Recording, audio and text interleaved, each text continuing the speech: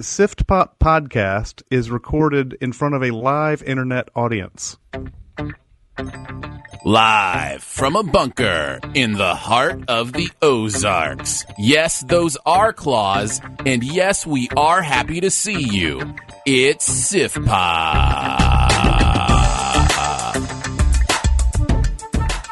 Welcome to Siftpop, streaming live on Mixlr every Friday afternoon or available to download later in your podcast feed, unless, of course, you're a patron. Patrons get perks! Patrons get those perks! I'm Aaron Dicer from YourMovieFriend.com. I'm joined by Andrew Ormsby from Flick Freaks. Ahoy! And every week we'll be joined by a pop culture guru to chat about movies, television, and whatever else from the pop culture universe is on our minds. Joining us today from CinemaSins, it's Chris Atkinson! Woo! Hello. General Rao. How's everything going? Hello. Out Good, in man. internet world. Everything's good? Yeah, everything's going well. Thanks for being a part of the fun today. You're a first-time guru on Siftpop, so usually with our first-time gurus, we like to dig a little bit deeper and kind of get your story, how you got into, pop culture, that kind of stuff. Now, I'm super good friends with Jeremy, your cohort in CinemaSins, and he's been on the show before. But I want to hear your side of the story. Like, how did CinemaSins, which, by the way, a little thing called CinemaSins, just what, like 6.6 million subscribers on YouTube? So, I believe that is accurate, yes. So it's kind of blown up. So how was that all from your perspective? It's still insane to this day that, that I get to do this as my primary job. When we started, I was working two jobs. I was still in movie theaters, which I had been doing for 20 years at that time.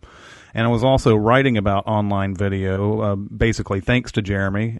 We both wrote on Real SEO, and we're, just basically write articles about online video all day. So I was doing both of those for a while. And about 6 months into it, I was able to just do CinemaSins. So it's been CinemaSins since 2013, completely without any other job. And phenomenal. Jeremy is the voice. He's the narrator on the videos. So, was that just an obvious choice to you guys? Because I know you guys kind of started it together. How was, the inception of the whole CinemaSins idea between the two of you? How did that work? We had started a few other things first, trying to get some other things to take off for a while. None of those took off like we hoped or whatever. I mean, I don't know if we really hoped, but I think you sort of cross your fingers and like anything that you do on YouTube. And then somewhere in the middle of all this, Jeremy sent me basically the prototype, which was the Amazing Spider-Man video, which is our first video. And I said, yeah, I think we can work with this. And the day it launched, it got picked up by a bunch of publications, and it became a big thing. And then we suddenly knew that we had to do it almost every week at this point. And each one that we came out with every week just sort of built on that first success. And, for good or ill, I mean, we had, a lot of people who hated us and a lot of people who loved us, and that's sort of how you drive it. I know from both meeting you guys and the podcast, Sincast, by the way, is the name of their podcast, that you guys are super huge movie lovers. And so to become known for a kind of, a cynical comedy take on, kind of the negatives of movies, was that kind of, do you feel like you got a bad reputation for that in some ways? Yeah, I'm sure there are people out there who think that each one of our videos is sort of a record of what we think of the movie, and that couldn't be further from the truth, really. I don't want to disappoint people who love it that they think that's their record, but what we basically we're sort of in a character when we're doing this. We're like John Lovitz in The Critic, only way worse, and. We basically take a lot of very small things, and then of course all the big things and stuff like that, and say, these are sins, and sins don't necessarily mean, that's a reason why you should hate this movie or anything like that. It just means this movie did something that we're going to comment on, and we're going to make sure that you know about it. It's hilarious stuff, and again, it's an honor to have you on. We're excited to chat about Logan and some X-Men stuff. But before we get to all of that, let's do some Do We Care? Andrew, what do you got for us? So every single week I scour the internets to find out what's going on in the entertainment world, and a lot of stuff happened. There was some casting notifications, there were some directorial reveals, and, some just big project announcements, but there's only one Do We Care that we're going to talk about this week, and that's going to be the Oscars. But before we get to that, we have to honor and remember some people in this week's episode of We Care Deeply, and that is going to be Bill Paxton and Judge Wapner. Yeah, who died did Wapner die the same day as Paxton, or? I think it was the day before, maybe? Yeah. And I can't remember. It feels like it was forever ago because time goes so fast, but it was definitely after our episode last week, so yeah, we didn't really get a chance to talk about it. But Wapner is somebody who is one of those pop culture figures that just embodies one thing. The People's Court and Judge Wapner and that amazing, drum beat, intro and song. And then the typewriter. Like all that stuff, it's just... It's interesting to be that kind of person, I would think, in pop culture, and so there's obviously something there. But with Paxton, man, all those movies that he was a part of, what stands out to you guys as something that you'll remember more than Paxton's other stuff? Well, real quick, didn't you tell me once that Twister was the first movie you ever saw in theater? Yeah, that would be my story. Yeah, okay. Twister was the very first movie I ever saw in a theater. I think it was 97. Somewhere around there, yeah. So I was 96. Yeah, 96. So I was 21 the first time I ever went to a movie in a movie theater because I grew up in a religious home where going to movies wasn't allowed. And so, Paxton was certainly a great part of that experience, but just that movie with all the sound and visuals that I'd never experienced something that big before kind of blew my mind a little bit and is one of the reasons I do what I do today. You know? It's Bill Paxton versus Mother Nature and the Dread Pirate Roberts. So that's right. Yeah. Bill Paxton, the thing that amazed me about after his death was how many people came up with some different movie that I didn't think of. All the ones that were common, Aliens, Twister, sure, Being Chet and Weird Science and all that. Those were all covered and everything. But then, suddenly someone would pull out One False Move and you're like, oh yeah, One False Move. It's another one he was great in. And then Club Dread, the Broken Lizard comedy, which was really funny.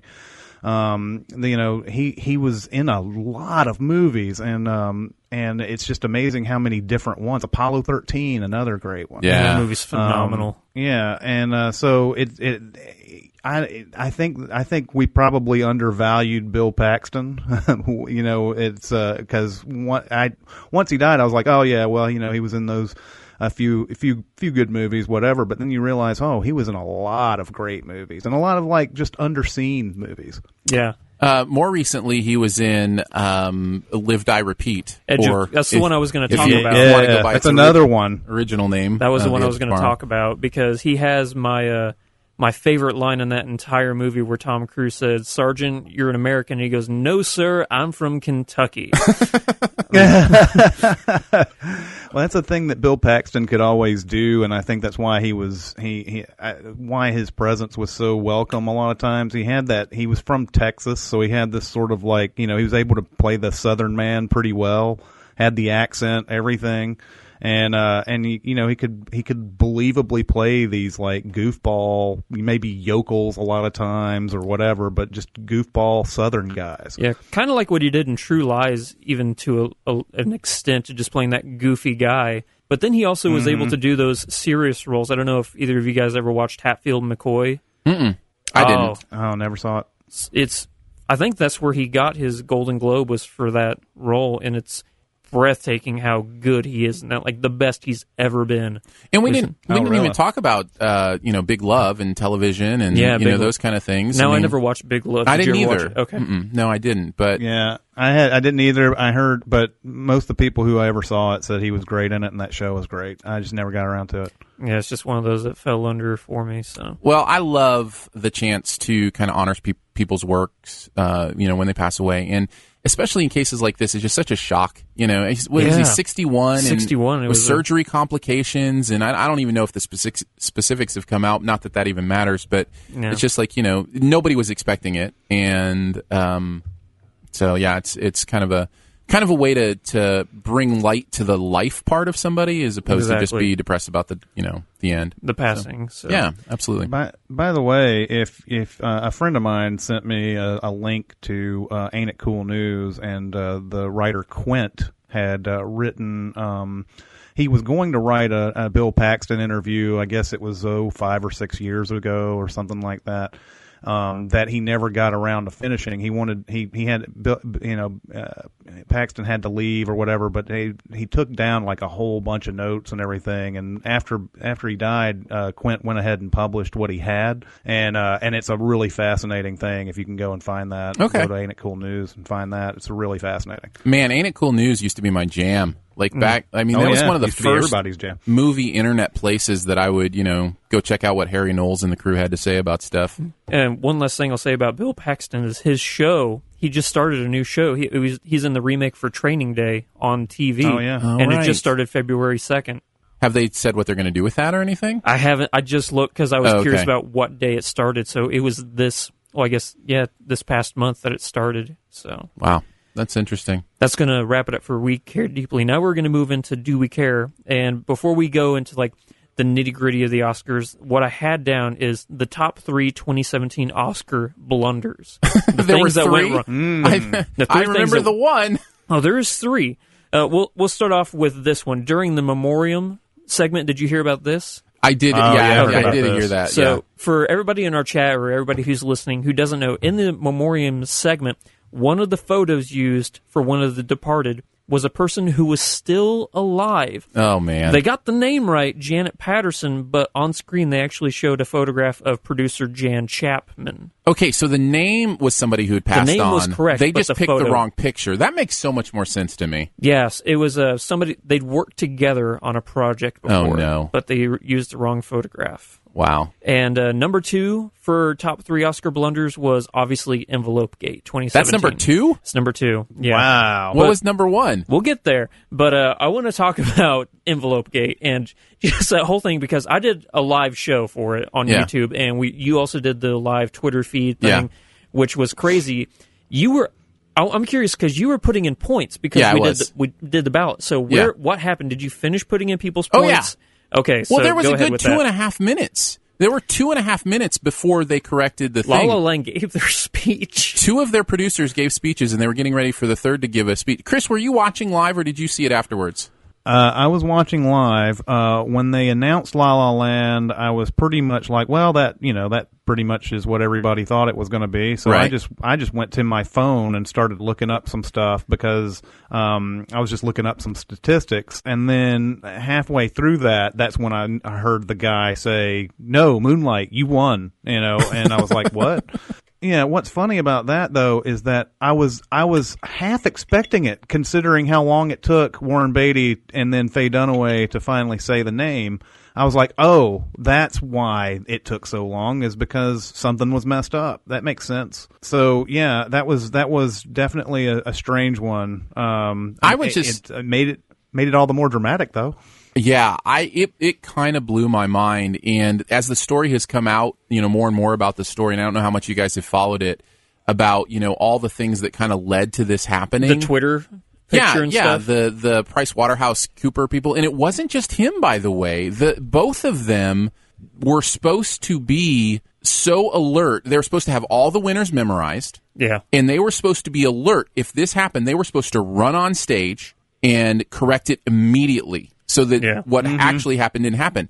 And when it happened, one of them, the guy, turned to the set producer and said, "I think they said the wrong name." Like, how do you not know that? You had one job, Your job isn't to be taking Twitter photos of Emma Stone. Your job is to be paying attention to make sure they get this stuff right. Yeah. And then the director apparently tried to tell them to go on stage to correct it, and they wouldn't go on stage. Like, they were reluctant to do so. So finally he had to run on stage and take the envelope with him, and that's why it took so long. And I'm just like, it was a failure on so many levels. So what's going to happen to the Price Watergate people is what I'm curious about. Watergate, was that a slip of the tongue? No, that was intentional. I want everybody to know that was intentional. I think they said that the 2 are taken off that account. They haven't been fired, but they've been taken off the Oscars account. And so, but the question remains, will the Academy hire them again for next year? That's the big question. How long have they been partnered with them? They've been doing it for years. Forever, though. basically, yeah. And I mean, that's the first, like, big mess up they've ever had. I mean, of course, there's always the rumors of, like, Marissa Tomei. They called the wrong name Marissa Tomei back in the day. Of course, I don't know how they would have allowed the entire broadcast to go if that was the case, but you know, they're gonna. I mean, they've always been there. What are they gonna do? They're gonna find somebody else who's gonna do the exact same job.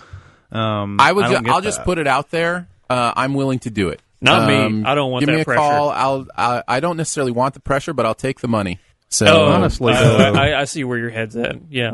Honestly, the biggest flub for me out of that whole thing is that if Warren Beatty saw it said Emma Stone, La La Land on it, why didn't he just say, I'm sorry, Exactly. This appears to be the wrong envelope? And that's the thing that bothers me the most is like, yeah, okay, sure, they gave you the wrong envelope. That happens.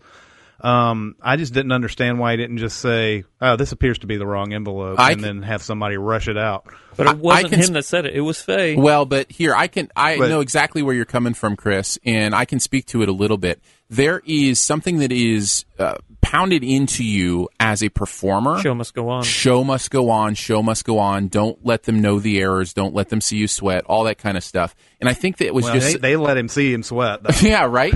But I think in his mind, he's thinking, I don't want, to do that. But you know who needed to be up there? Adele. Adele would have handled that perfectly. You know what I mean? Nope, this ain't right. Yeah. She would have called him out. Yeah, she would have just called it out. She would have been like, what's going on here? I don't understand this. Is this the wrong one? Can somebody get it for you? Know what I mean? Like, that's what they needed. I don't have a problem with your logic there. I think it's ridiculous that if that's the real reason why that ended up happening. And Faye Dunaway, I don't really blame her either because she just thinks that he's playing around. So what is she going to do? I'm just going to show you the envelope. Oh, okay, it says La La Land on it. Boom, there you go. Yeah. And but yeah, this show must go on thing. He hemmed and hawed enough that it's basically you just got to go. All right, look, wrong envelope. Yeah. And then. If he had just come straight out and said La La Land, that would have been a different thing. It's crazy. And so many things to imagine, too. Imagine if it had been the other way around. If somehow they had announced Moonlight instead of La La Land and they had to take it away from Moonlight and give it to La La Land. That would have been bad. Imagine if they had done, because they alternate them as far as the actor or actress goes first. So imagine if the last one had been Casey Affleck by Manchester by the Sea. What would have happened different if that was the envelope he had? Would she have said Manchester by the Sea? Like what? So like it's just really interesting to think how, because if you don't say La La Land, if you say Manchester by the Sea, it sounds really crazy, Yeah. So I don't know. Look, I'm just happy that the envelope for Suicide Squad didn't get in there and caused that kind of a mass confusion. Speaking of our third Oscar blunder, we must now refer to it as Academy Award-winning film Suicide Squad. That's your number one Oscar blunder? That's my number one Oscar blunder. Wow. It's hard to argue with you, actually. Oh, man. Does this mean DC has more Oscars than Marvel? It does. It has more Oscars than Marvel. It also, really? Yeah. Marvel's never won a single So Marvel Oscar. hasn't won anything? Not one. It also now has more official Oscars than Alfred Hitchcock. More official, or the same, more than Did Citizen Kane win one? I think it was same nominated. amount. Same amount as Citizen Kane won the screenplay, I believe. Yeah. Okay. And then, that's the only thing it won. It's crazy.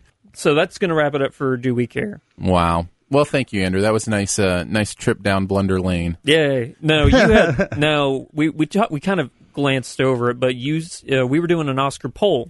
Oh, yeah. We had the pool going on, and I wanted to announce our winners. I told them they could give a shout-out on the podcast. So let's do that now. Congratulations. I'll do our 3. There were technically 5 winners tied. One of them was me, so we won't worry about me. Congratulations, Thank Aaron. you. I appreciate that. By the way, the winners got 16 out of 24. For about 2 minutes there, they had 17 out of 24, but we all picked La La Land for Best Picture. By the way, everybody who was in second place also all picked La La Land for Best Picture, so it didn't even help anybody that it got switched. Yeah. So yeah, the other 4, I'll do the 3 because I did crown an official winner based on an arbitrary kind of guideline, which was picked the best upsets. So picked ones that the fewest amount of other people picked. I thought that would be a good way to kind of give an overall winner. Dennis Heerline was one of the winners. He says, as a big La La Land fan, I'm shocked at the result of Best Picture, but I'm very happy Manchester by the Sea got some recognition. As am I. I'm glad that they picked up a couple awards. That was good. Sean Newton, congratulations, was one of the winners. He says, I reactivated my dormant Twitter account just for this, but it was totally worth it.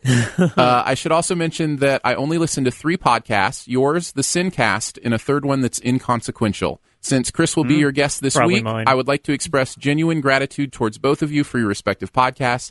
I have a great time listening to both shows and sharing the new information, fun debate topics, and clever perspectives with my friends. I love how you both take a very logical and cerebral approach to discussing movies, but you envelop that approach with passion and humor. That combination makes the discussions impossibly captivating. Listening to the podcast has been such a bright addition to my weekly routine. Thank you. Well, that was very kind. Who was that one again? Sean. Sean Newton. All right. Thank you, Sean. Very much, Sean. That was awesome. Yeah, thanks for saying that, man. Appreciate you taking your time on the platform to thank us. That was cool. Yeah. And then Chris, I think I have to go over to Twitter to see his. This is from Chris on Twitter. He says, he was one of our winners as well. Congratulations, Chris. Says, hey, Aaron and Andrew, thanks for holding the contest. I think I'm still recovering from the twist ending. I'm one member of the NFL podcast that makes fun of the hot takes of the sports world and a writer of various movie power rankings. If any of your listeners would enjoy something like that, I would love them to follow me on Twitter at Fourth Take. Lastly, Stallone got robbed for supporting actor last year. Rocky forever. Yep.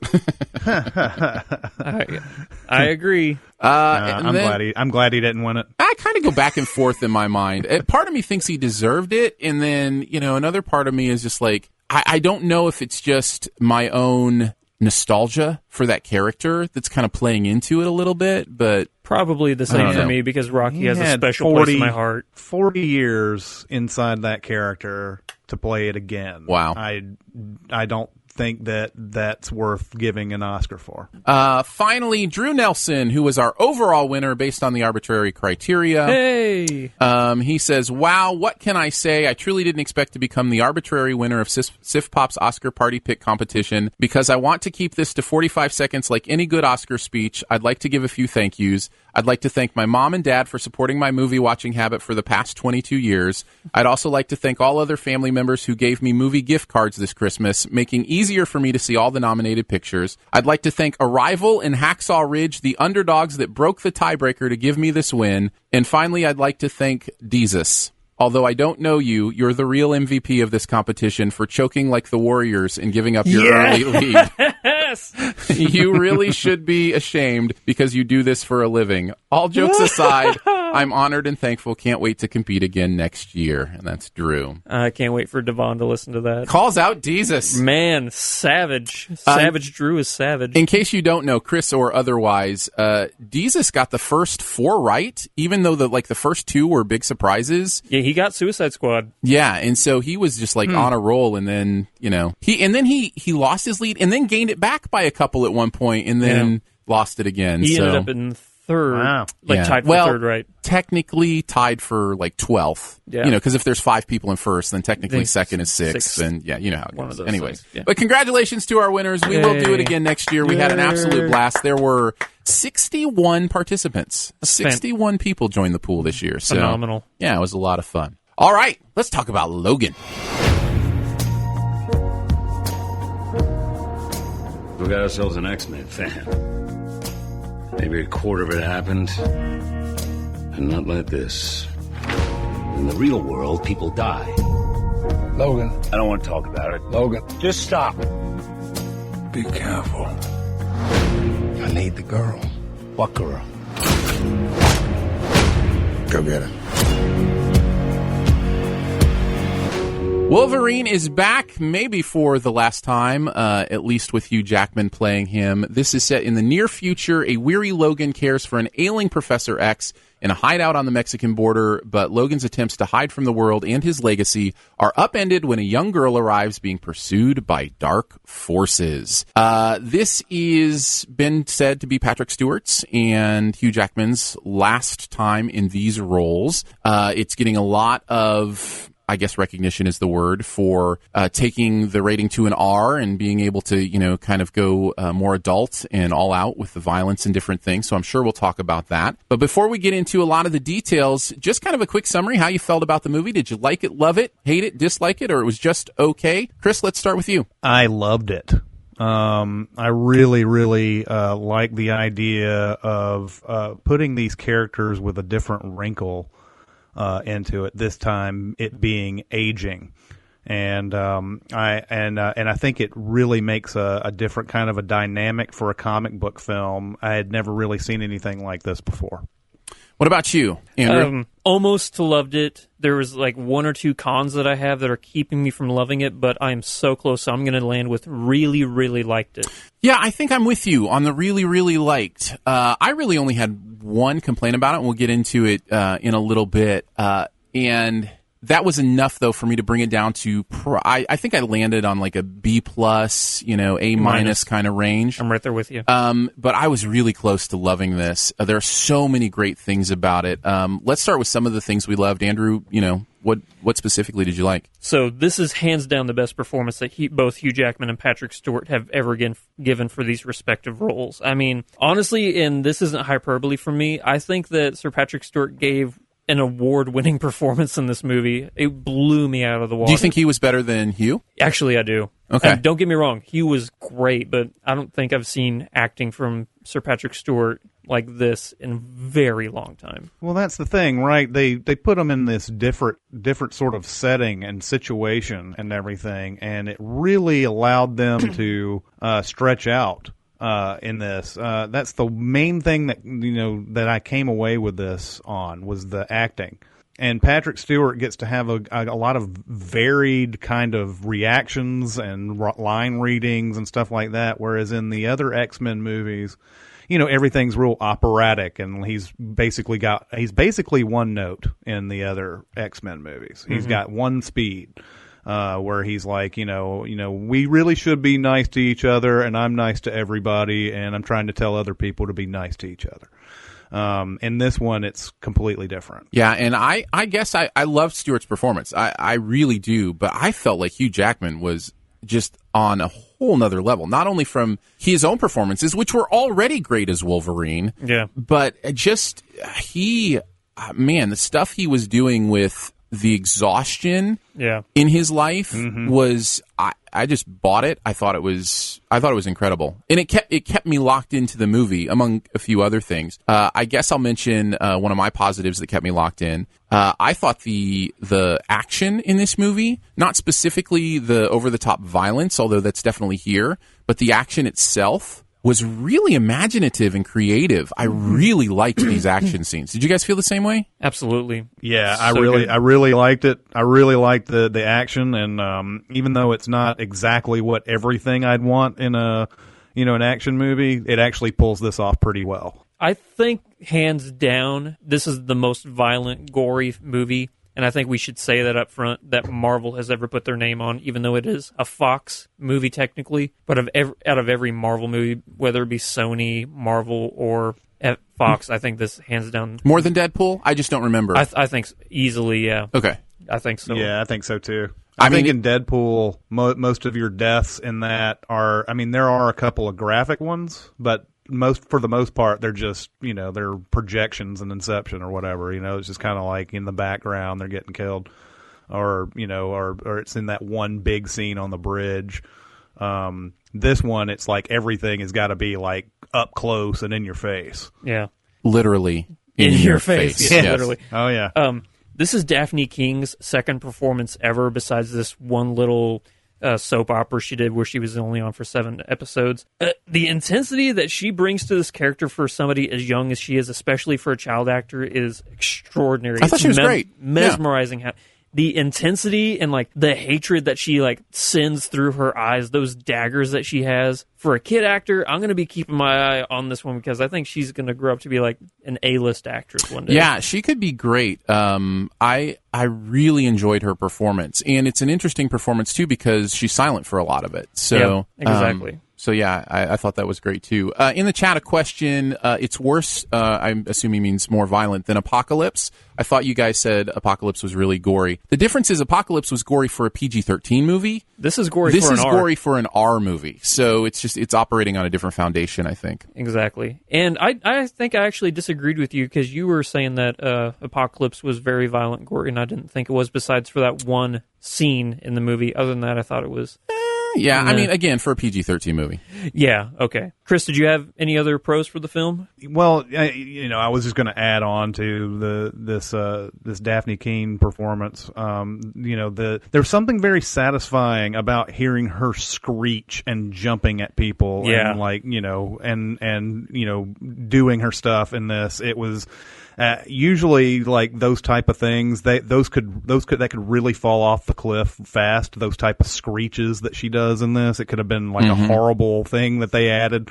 But in this one, it was like every time she did it, there was some dopamine came into my brain, and I was like, yes. There's something Hollywood has in this current kind of culture about young girls being violent. Like you think of, or just the aggression of a young female. Like, I'm even thinking like Stranger Things or Hannah. Yeah, or Hannah or something like that. There's just something really interesting about, kind of that young female aggression that I think that is enamoring Hollywood right now. So it's kind of interesting. I have one more pro before I'll get into cons. I love the fact that above being a superhero film, this is a character drama first and foremost. And it's interesting because, we've had 17 years of character development for these characters, so we didn't need to spend any time in this movie figuring out what their motives and stuff are. It just drops you right in, and it just hits the ground running, and I love it. Yeah, and in addition to that, that was my other pro as well, was the thematic work in this movie and some of the stuff about family and home. And yes, you do know enough about these characters already to have some of that pre-work done for you, and yet at the same time, Wolverine is definitely going through a different journey in this movie than he's ever gone through before. And the way that is handled is really powerful. And, I really bought the themes for sure in this movie.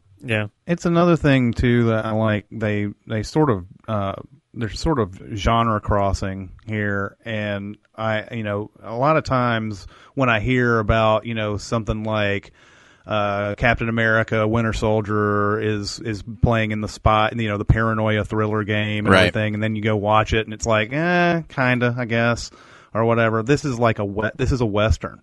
This movie is straight up a Western. And like there's even the little clue in there where they're watching Shane in the hotel room and everything, but this is sort of that type of thing. You have to get somebody across the border and all that other type of stuff, and like it's got that that desert Southwest setting all the way through it. And it's a lone gunman, or in this case, a lone clawsman coming through and trying to save the day and everything. I think it really works well in the Western genre. Yeah, it's a less fantastic version of The Dark Tower or The Road. It is. Yeah. I mean, Shane is a deliberate choice on their part too, because the character in Shane is dealing with the exact same thing that Logan's dealing with here. Feeling like an element of a bygone era, and still trying to be the hero when maybe that's not who you're supposed to be, and all that kind of stuff. So, yeah, I found all that stuff really good. Do we want to get into some negatives? I have two.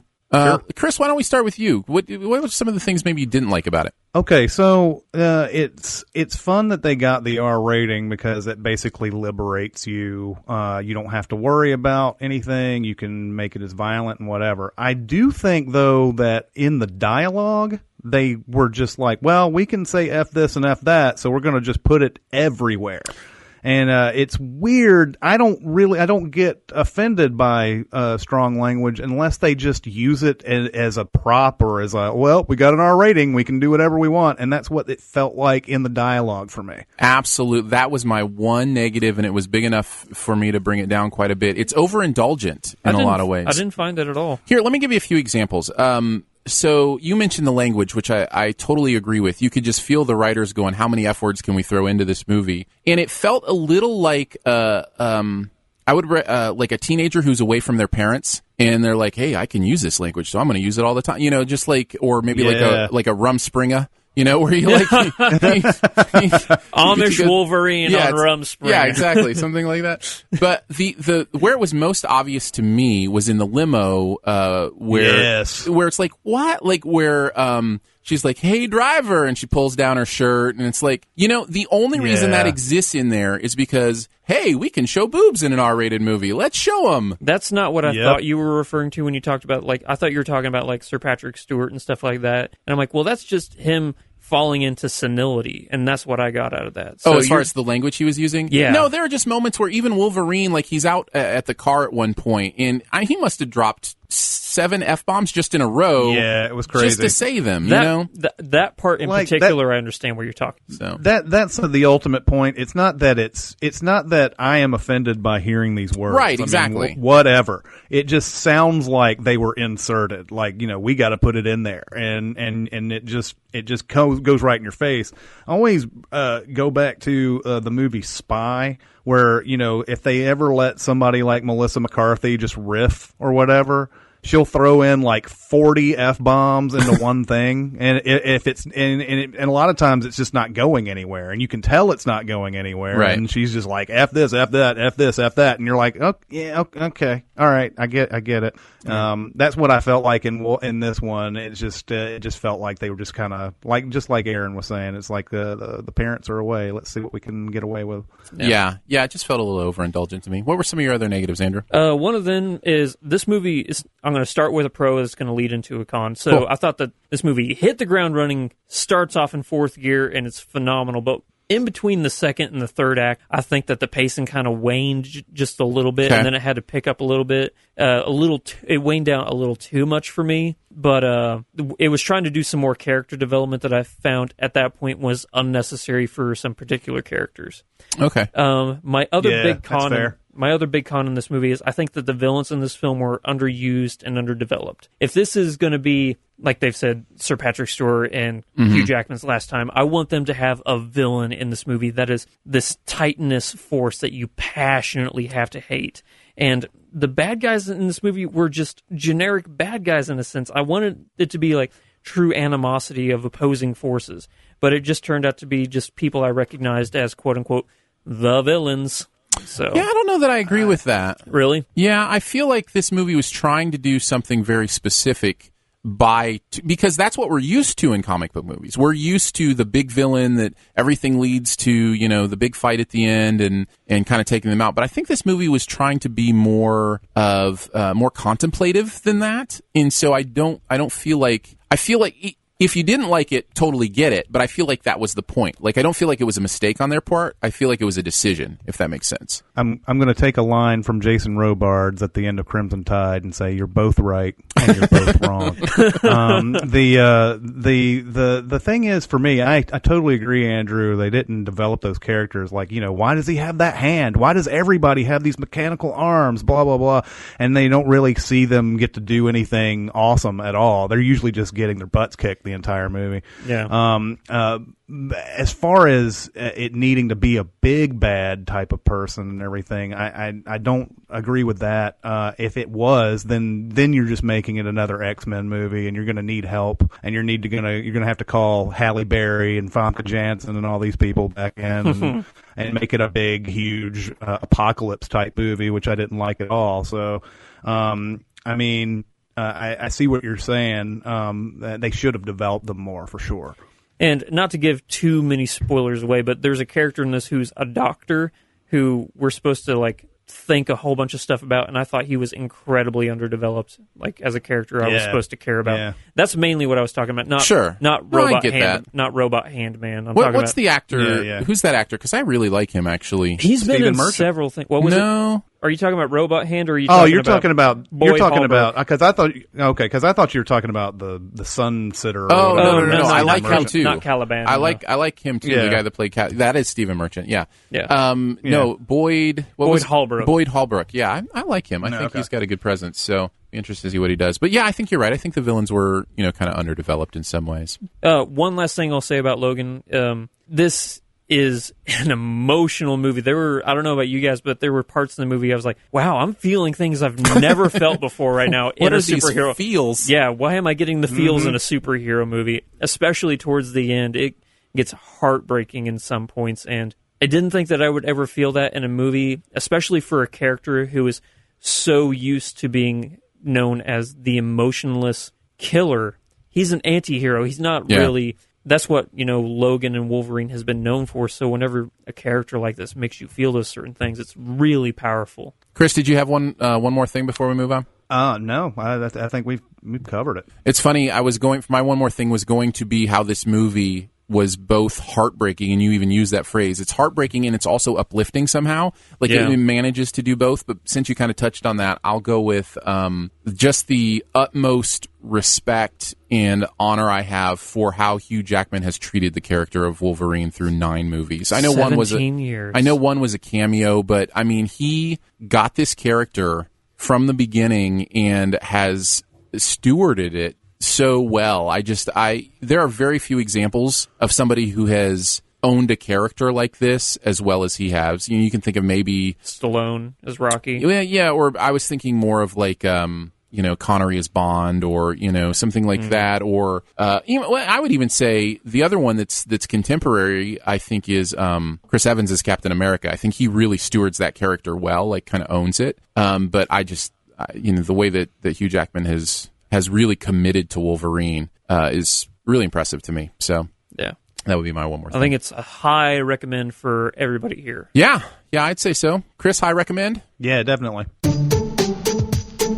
Before we get on to our sift sort for this episode, we're going to take a look at all the X-Men movies. I just want to say thank you for your support of this podcast network that Siftpop is on. This is on a podcast network called the Studio DNA Podcast Network. And the reason it exists is because people just like you every month give $3 to make it happen. And those people get some special perks. If you want to find out more about it, one of those, by the way, is your own dedicated podcast feed, where you get episodes that you don't hear in the regular podcast feed. So those include our exclusive pre-show, some bonus material sometimes, that kind of stuff. And that's for every podcast on the network, by the way. So that'll come directly to you if you support it $3 a month or more, and there's some other fun perks there as well. Thank you for that. We really couldn't do it without you. The link, if you want to get signed up, is patreon.com/StudioDNA. That's patreon.com/StudioDNA. And as always, thank you very much. All right, let's move on to our sift sort for this podcast. This is where we have to agree on an official Siftpop ranking of a certain category of every movie in that category. And the category this week are the X-Men movies. So we will be officially ranking from worst to first the X-Men movies. And again, we have to agree between the three of us. So there will be negotiation going on. And eventually we will come out with the official list. Now, if you were here for the pre-show, or you have access to the pre-show, you know that both Chris and Andrew are certain their list is infallible. So this could get interesting. Also, we need to mention Deadpool will not be on this list. Thank you. Yes, Deadpool will not be included in this. It is certainly in that universe, but it's not really an X-Men movie, if that makes sense. Exactly. All right. We'll start at the bottom and work our way to the top. Let's start with number 9, and Chris is our guest. We'll let you start the discussion. All right. The absolute worst X-Men movie there has ever been made is The Wolverine, which is odd because James Mangold did this and Logan. They could not be farther apart, but for me, there's more plot holes in this Wolverine and less believable action, and it's just terrible all around. So The Wolverine is my worst. What about you, Andrew? My worst does have the word Wolverine in it, but it is not The Wolverine. It is X-Men Origins Wolverine. Wow. Mm-hmm. Oh, man. Okay, now, I have both of those low on my list, but neither of those are my last. I have the one that has the word last in it, The Last Stand. That is the one that I have at number 9. You know what? That's my second to least favorite. So. Yeah. Well, let's talk a little bit. I actually have the Wolverine higher than Wolverine Origins, so if I were going to go with one of those, it would probably be Origins. What do you guys think about those three movies, about where we can kind of land as far as the worst goes? I actually have The Wolverine at number 6. So you have that a little bit higher? a little bit higher, yeah. Okay. Well, all right. So, do you want me to go through my list here, or do you? I mean, because I have X-Men Origins Wolverine just above the Wolverine, and I have Last Stand just above that. So in some order, we're probably going with those, and I imagine we'd probably throw Apocalypse into the mix as one of the bad ones, too. It's number 7 for me. So I guess the 3 that we're talking about are The Wolverine, Origins Wolverine, and Last Stand. Yeah, is that right? That is correct. Those 3? Okay. Yeah. I'd be willing to go with either The Last Stand or Wolverine Origins as the worst. All right. Well, then I would pick X-Men Origins on that case then. As number 9? Yeah, it's number 9. What Officially? do you think? Yeah, as number 9. Again, we're going with my list. That's fine. Okay, I promise you, Andrew, this What, time... did I do something wrong? No. He's just shaking his head because the last time we did this, his list became the list, and we've already gone with the number 9 that he chose, so I see. And so I'm committing now to making sure that we do not do your list as the official list, Andrew. Aw, dang. All right, so officially, as the worst X-Men movie of all time, we're going with Origins Wolverine. All right. In at number 8... So now it's between Basically, Last it comes Stand down to and those the two, Wolverine. right? Yeah, it would probably either be The Last Stand or the Wolverine. And both Andrew and I have the Wolverine a little bit higher. Man, amongst all this, I can't believe we're going to end up ranking... Where do you have Apocalypse, Chris? Because I had that at number 8. 6. Number 6. So we all have the same last 4, which Yes. makes sense. We just have to figure out what order to put them in. Mm-hmm. I don't know. I'm open to thoughts. What do we want at number 8? Well, look, I mean, X-Men: The Last Stand just basically has to be in these bottom 2, right? I mean, I think even so. though I ranked it a little bit higher, it's one of the most reviled comic book adaptations ever. Part of that's due to Brett Ratner, but I'm willing to put Last Stand there if anybody else is. That's where I have it at number 8. So. Oh, man.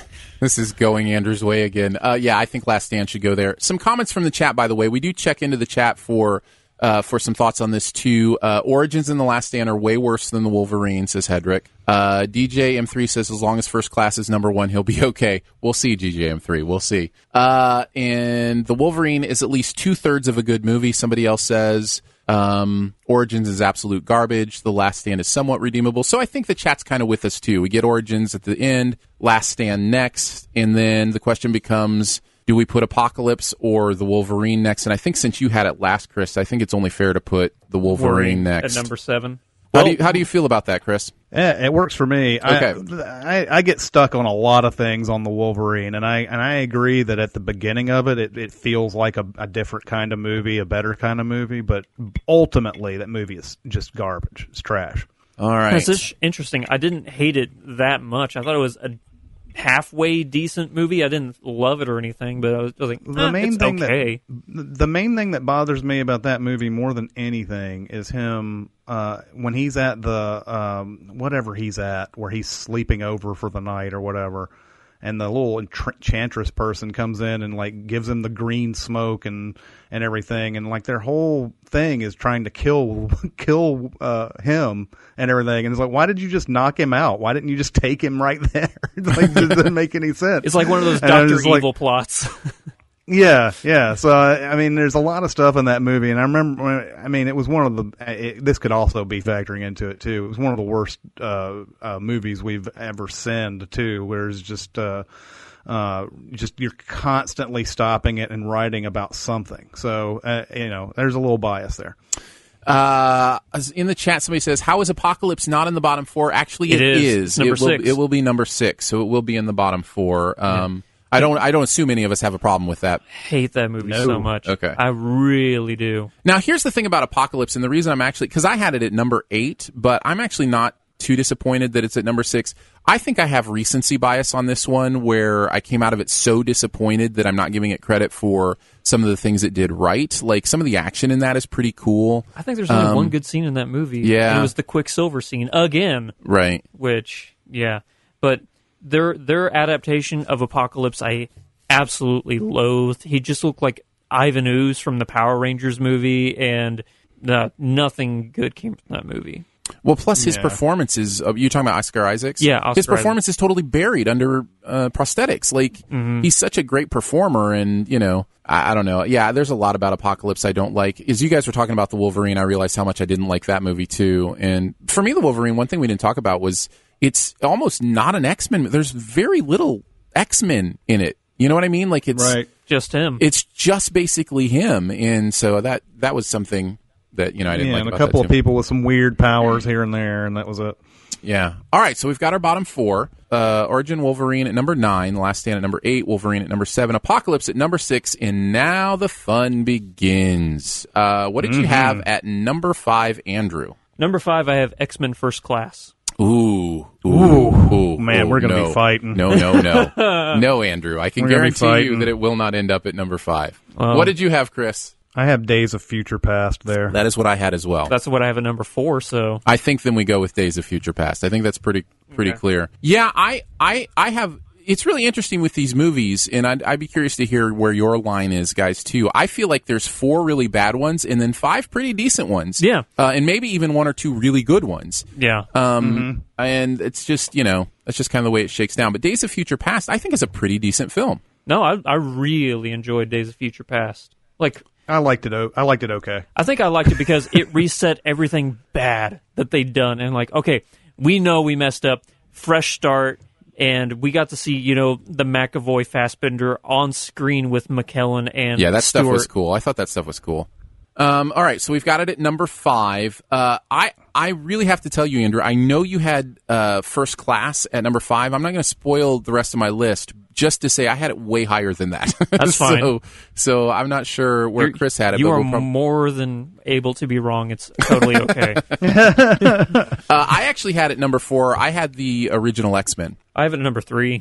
What did you have, Chris? I also have the original X-Men at 4. At 4, well, I'm fine with it being at 4. All right. Well, this is going pretty well. All right. Yeah. So here's the thing about the original X-Men.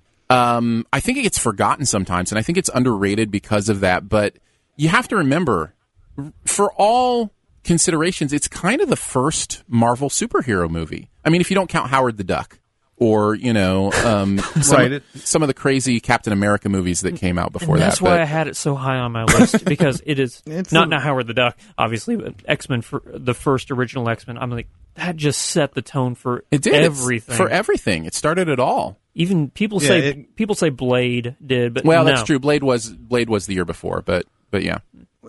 But Blade was still. I mean, that's that New Line cinema aesthetic that it doesn't really take it seriously at all. And even though X-Men isn't really like taking it seriously, I don't want to get my words twisted here, but they actually went and got a director. You know, Bryan Singer, Usual Suspects. Here, do this comic book movie. And that's where you got Sam Raimi and you got Christopher Nolan afterwards and all that for big time comic book movies. And so yeah, I think you're right about it setting the tone for what we saw later. Now is when I'm going to start having problems if First Class isn't number 3. Well, here are the 3 we have left. We have X2 United, Logan, and X-Men First Class. Let's just go ahead and put our cards on the table with what we had at number 3. This is where I ranked Logan. So what did you guys have? I cannot put Logan lower than First Class. I will fight for this one. Okay. What did you have, Chris? I have X2 at number 3. All right. So we've all got different ones that we're looking at here. I'm fine with Logan. So you're not fine with Logan being below First Class? Yeah. Where did you... Let's just get our cards on the table. I had X2 at number 2, and I had First Class at number 1. What did you have, Chris? You have First Class at number 1? I did. Go ahead. First Class is number 1, Logan is 2.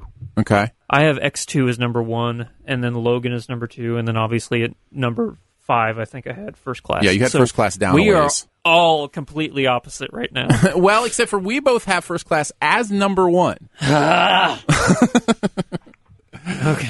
So go convince us. Tell us why First Class isn't a great movie, because we can talk about why we like it so much. Because I think First Class is a phenomenal film. Well, since you guys both have it as your number 1, I need you to convince me why it's so good. Okay. I didn't think that everybody was praising Kevin Bacon as like this phenomenal villain. I didn't think that he was anything super special, and the X-Men that I'd grown up with, the Sir Patrick Stewart and McKellen specifically, I don't think that initially Fassbender or McAvoy really convinced me they are going to grow up to be the Patrick Stewart or the Professor X and the Magneto that I know. They were a really cool adaptation of those characters, but I didn't see them growing up to be the ones that I had been programmed and processed in my head to say that's who they're going to be. Okay, but that's the point, though, right? They haven't hit their turning point in their characters yet until the end of it. They start off with this sort of uneasy friendship, but then by the end of it, so much has happened, then they start taking different directions. Yeah, I think that's probably the center to our disagreement, because I think McAvoy and Fassbender are almost revelations in those roles, because we had seen Stewart and McKellen do those for so long. For them to be able to take those characters and make them their own is actually a positive for me. Like, it felt so fresh. I remember watching First Class and just being like, oh, this is a great relaunch of this franchise, because I love these characters. I love who they've chosen to play them. I love the feel of kind of going back in time in that way. So I really enjoyed First Class and I thought it was plotted well too. I didn't see a lot of issues with its plot. I'll barter with you. Okay. You can have First Class at number 1. Okay. As long as X2 is above Logan. Oh, okay. That means Logan would be at number 3, which is where I had it. Okay. I don't have a problem with that. Oh, I think we may have just landed then. Yeah. All right. So let me make sure this is right. I'll read them all out. I think we landed with the official Sift Sort X-Men movie list, barring any objections. Number 9, Origin Wolverine. Number 8, The Last Stand. Number 7, The Wolverine. Number 6, Apocalypse. Number 5, Days of Future Past. Number 4 was X-Men. Number 3, Logan. Number 2, X2 United. And number 1, X-Men First Class. Everybody in agreement? I'm surprised you guys didn't have X2 higher on your list. Where did you have it? I'm going to tell you why I don't have it higher. I believe that X2 begins with this phenomenal Nightcrawler scene. Oh, so good. And it's what we sort of think of when you think of that movie, that's what you think of. You think of him trying to kill the president or whatever. And then the rest of it is not nearly to that level. It's still good. It's still better than the original X-Men and everything like that. But that Nightcrawler scene is so phenomenal. I think it clouds the vision of the entire movie. And That's also what I think of. Also that Nightcrawler character is so phenomenal. That is my favorite X-Men character in any of the movies. I love that Nightcrawler. That's fascinating, because I totally forgot that Nightcrawler was even in the movie, because that's not what I think of at all. I think of Brian Cox's Stryker and his, that thing that he and Wolverine have against each other, just that whole passionate hate that they have for each other. He is a Logan's great striker, trying yeah. to figure out what is going on, and Stryker's the one with all the answers. And then just that's when you really see the animosity, not only between them, but also between Magneto and Professor X. Because in the first one, I kind of just like, in the first X-Men, it's like, yeah, we used to be friends, but now we're enemies. In this one, I felt, man, there was a history between these guys, and I have to know more. So that's why I have X-Men 2 as my number 1. Yeah, and again, I had it at number 2, and I think Chris had it at number 3. So, I mean, we all had it pretty high. I think it's a really good movie. I'm just going to have to go back and watch First Class again and find out why it's the greatest X-Men movie of all time. It is officially from Siftpop. It is the official ranking. Andrew, how do you feel? We didn't go with your list. Hey, we got my list once. That's fine with me. That's right. We went with the bottom of your list. I think we went with the bottom of your list and the top of my list. The bottom 2 were the ones I hated the most, so I'm okay with that, because I know those movies are garbage. So yeah, I like this. I think this is about right. And again, sometimes it's hard to tell, especially with recency, like with Logan, how that will age over time, and if that'll go up or down. Or that's why I was afraid of putting it like number 1, because since we just watched it last night, I don't know if I'm just hyped up from it or what. So I was like, well, I'll make it number 2 on my list. Well, congratulations, guys, on the official Sift Sort X-Men list. We need somewhere to post these. We should figure out somewhere to post, because we've done Star Wars, we've done M. Night. and now we've done X-Men. So we need to figure out I need to put a page on the website or something. Yeah, there you See go. if we can do it that way. All right, let's move on finally to our buried treasure, the one thing in the area of pop culture you want to make sure everybody knows about. Can be anything: books, television, magazines, websites, apps, whatever in pop culture is ringing your bell. Aaron, you haven't started today. All right, I'll start. This is a strange one, I'm going to admit, but with seeing Meryl Streep at the Oscars again, I wanted to go back and kind of revisit some of my favorite Meryl Streep movies, and so I rewatched The River Wild. Man, that movie is good. Speaking of Kevin Bacon. Yeah, speaking of Kevin Bacon, I watched it and I remembered it because it's one of my favorites, but I remembered it all the way through, and I love it when I go back to a movie I haven't watched, because I probably haven't watched The River Wild in at least 8 years, maybe. Was that John C. Reilly in that movie? No. Yep. Was he? It was, wasn't it? Oh. I think it was. I thought he Yeah, was I the think other it guy. was. Okay.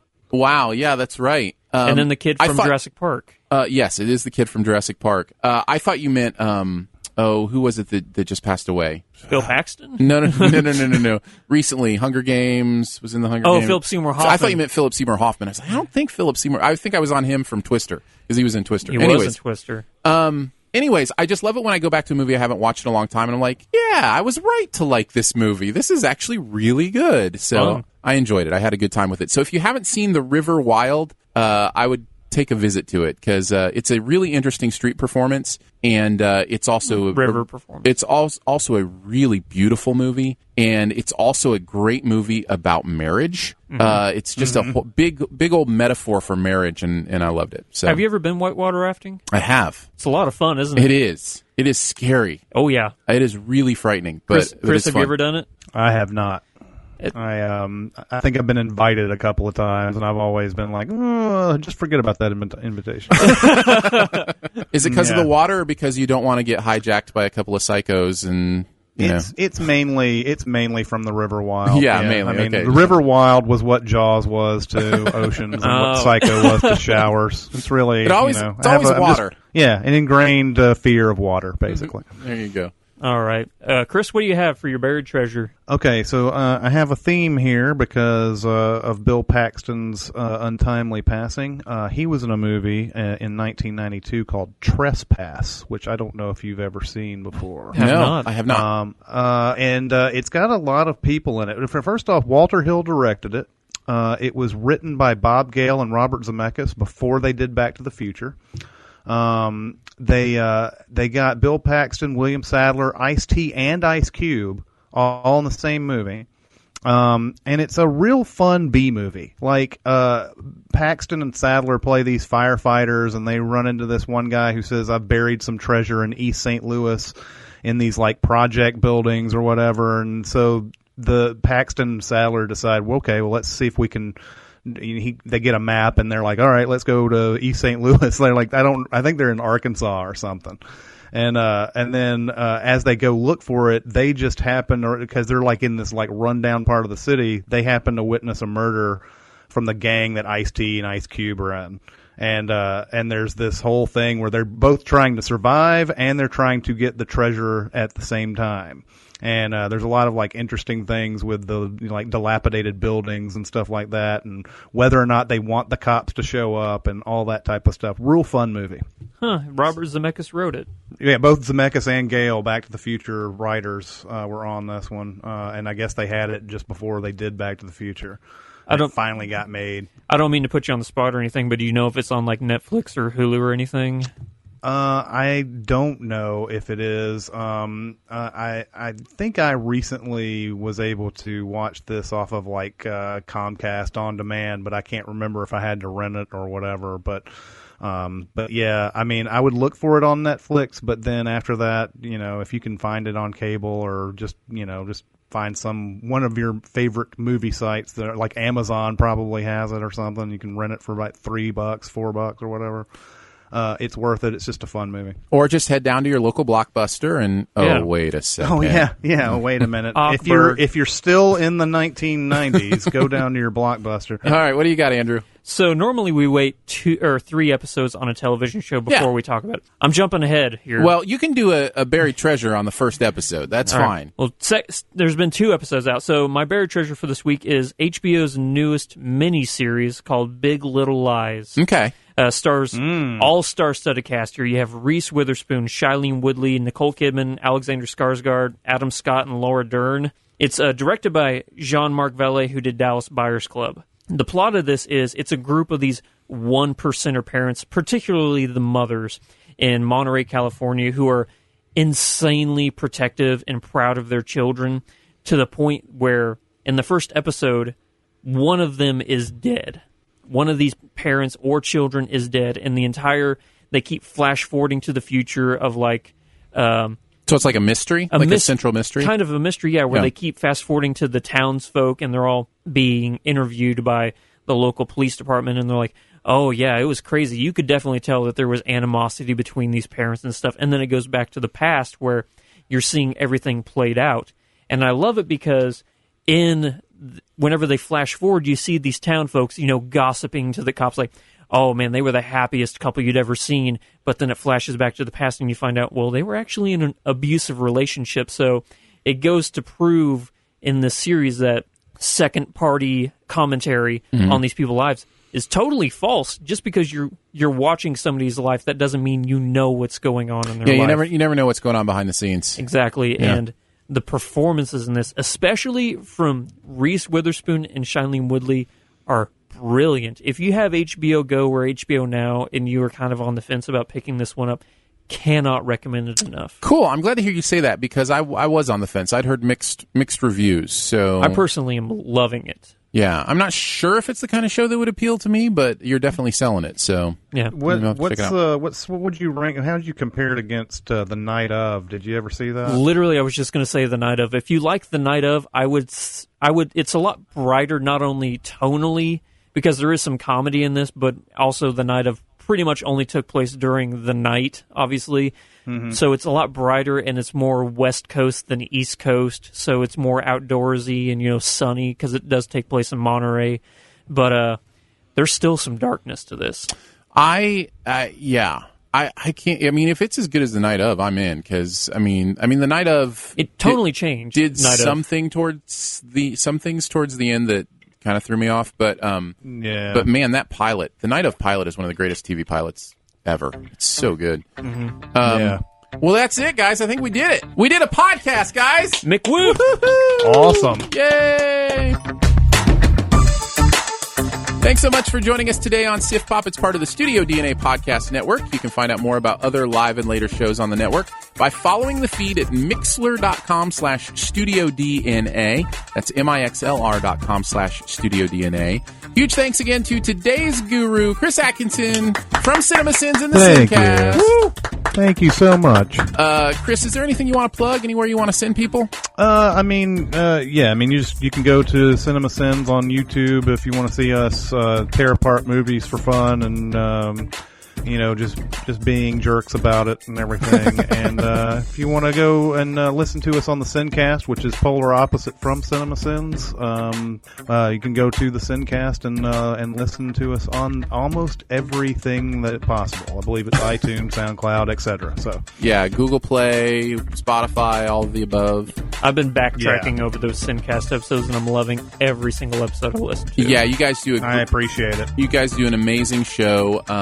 Very well done. Lots of fun movie conversation. I, in general, don't listen to podcasts that go for more than 90 minutes. Like, I just have this limit. You guys usually go 2 hours, even 2.5-ish sometimes, and I'm never bored. Like, exactly. it just flies by. So, you guys are doing something right, and I'd highly encourage you to check out the Sincast, where you can see the CinemaSins people love movies. Yeah. They do. Well, and also, if you hate us but like Aaron Dicer, he has been on twice. That's true. So you can at least listen to those podcasts where he's on them, and then you can, enjoy that. Oh, it's always a blast.